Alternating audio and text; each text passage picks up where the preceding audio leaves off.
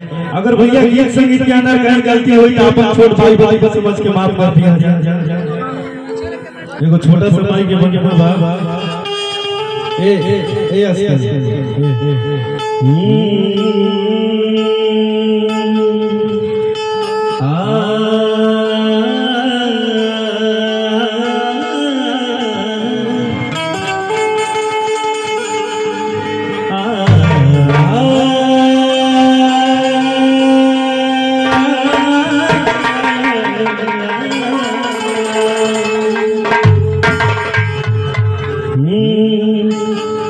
अरे की सरिता भवानी रखो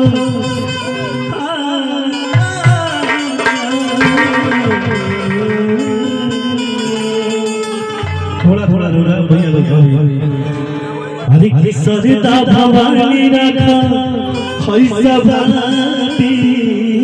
से पानी अरे की सरिता भवानी रखो पैसा भाती से पानी हर की तू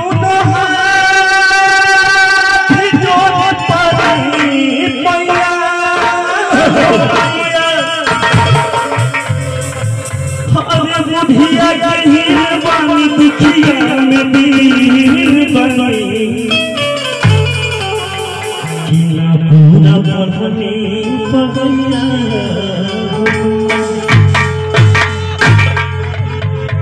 अगर भैया अच्छा लगी तो तुम्हारा हाथ उठाया जाए अगर तुम्हारा हाथ उठाया जाए तो भाई के बहुत बहुत मिलेगी भैया बंदरावा माई दे दो रौरा सब हमरा जमाल ठीक बा हम भोला ठीक बा लेकिन भैया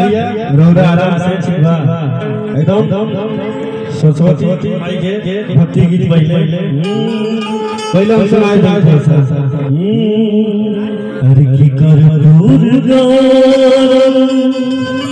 करुणा तारम की संसार सारम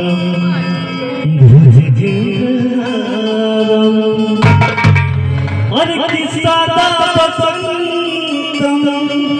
फिर याद भव भवानी सहितम अरे की कर दूर करुणा संसार सारम